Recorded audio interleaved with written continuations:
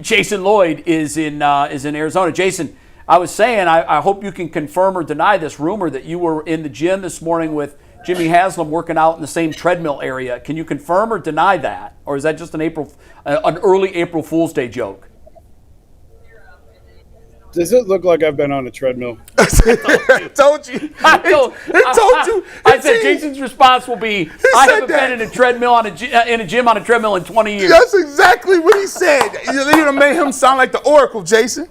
Hey, Jay, there's a little bit of controversy. Only time I run is when a pair. What's that? I was just saying, there's a little bit of news coming out of the meetings. Mary Kay tried to sort of put Andrew Berry's feet to the fire. Can you unequivocally say that Myles is going to play all of his football here? It was a little bit of a trick. He didn't definitively close the door, but I think made a little bit of news. And then the other news, obviously, is the talk that he said, if Deshaun plays well, a contract extension could be in the offing. I mean, if he throws for 40 touchdowns and 4 interceptions, Jason, what are you going to do? Not offer him an extension? Yeah, well, lottery. You'll never see me. So more likely that I hit the lottery than Deshaun puts up those numbers that you're talking about. I will say I do think being here the last couple of days is the first time where I think they legitimately mean it. Because I've said before, like, if you're telling me I got to pick between Deshaun and Shedeur, I'll take Shedeur every time. I don't see the upside with Deshaun at all. Like, what's the point in playing him? It didn't work. Like, it was a disaster. So I just think it's a sunk cost at this point. But they're serious about this. And the one thing I wanted to get Andrew on the record about was who's picking the quarterback. And he said this is Todd's call. So whoever starts, and I believe him on that. So whoever starts week 1 will be the quarterback that Todd Monken wants. This is not, I said, is this an organizational decision or does the head coach have final say? And he said it's Todd's call who the quarterback is. So who Todd Monken wants to be the quarterback is the quarterback in week 1. But they mean it. Like, they're serious about this being a legitimate competition. And then we'll see. May the best man win.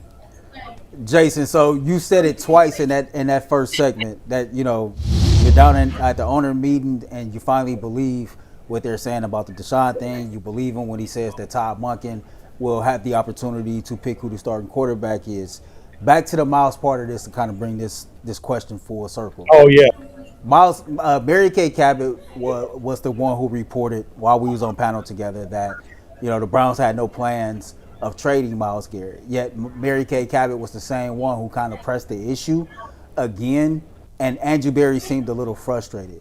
Just in your opinion, why do you think it is that when Andrew Berry or somebody within the Browns organization tell us exactly what it is, that we kind of come back to press the issue a little bit more as if we don't believe what they're saying? Because they're not truthful very often.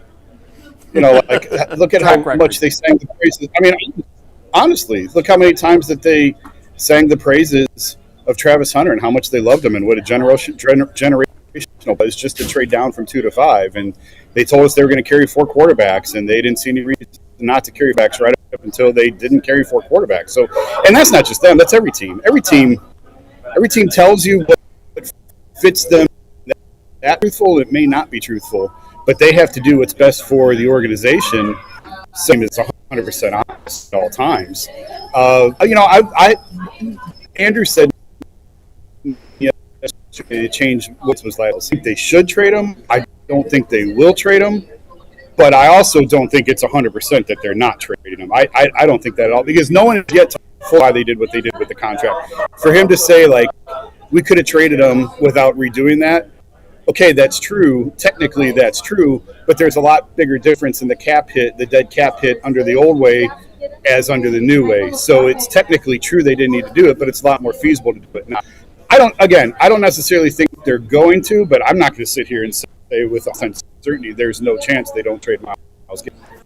Yeah, and Andrew couldn't do that either. And Jay, my take is it just gives them options. I think, the organization perhaps has learned from their Deshaun Watson mistake. They got stuck and handcuffed to a 5-year guaranteed contract, and it pigeonholed them, and it hurt the organization because it ended up that he wasn't the player they thought he was going to be. And I'm not saying that suddenly Myles won't be the player that he is or the player that they expect, but they didn't like when they were pigeonholed with 0 options. So I credit Andrew Berry. I don't think they have plans to trade him, but if something comes up, they at least now have the option and the flexibility to do that. And I think that's a good thing for the organization, not bad.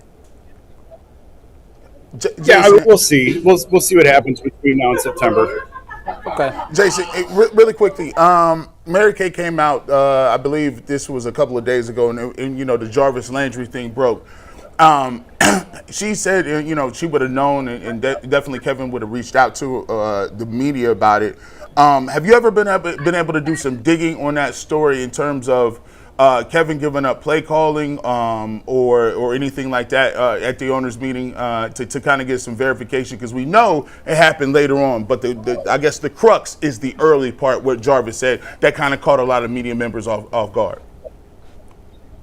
Yeah, no, I haven't, but I'm still here another day and a half, so maybe when I get back, I'll have a better answer for you. We just did the NFC coaches breakfast this morning. Yesterday was kind of a getting in yesterday. We got Andrew real early yesterday morning, but there wasn't a lot of guys really available yesterday for the most part. We just finished the NFC coaches breakfast. I got to go write something done here, and then I'll spend the rest of the day. There's like 5 different things I'm chasing out here, and not asked anyone about that yet. But by the time I get back on Thursday, hopefully I'll have a better answer for you. All right, very well. Maybe if you're in the treadmill at the gym on the treadmill next to someone tomorrow, you can figure that out for us and let us know. And by the way, I'm not saying for a second that you need to be. I'm just saying if that happens to work out that way, maybe you can do some digging. Jay, we would love to keep you longer. It's not the greatest connection. It's a little difficult to understand, but we did get some good stuff out of you. Go do some digging, and we'll talk to you soon. Thanks for joining us. We appreciate it. Go Chase. Go Chase. Yeah, Chase. We looking real smart right now, Jason. We looking real smart right now, my guy. Jason Lloyd from the owners' meetings in Arizona, where apparently they're running the Wi-Fi signal through the urinal. It looks great. Not great. It looked great in the pre-check test. Did it? And then as soon as we came on, I don't know if everyone else decided to hop on a vMix call or something. I don't know what happened. It went from pretty crystal and him sounding decent to glitchy as can be. So yeah, we're going to take a break. When we come back, we'll do Super Chats.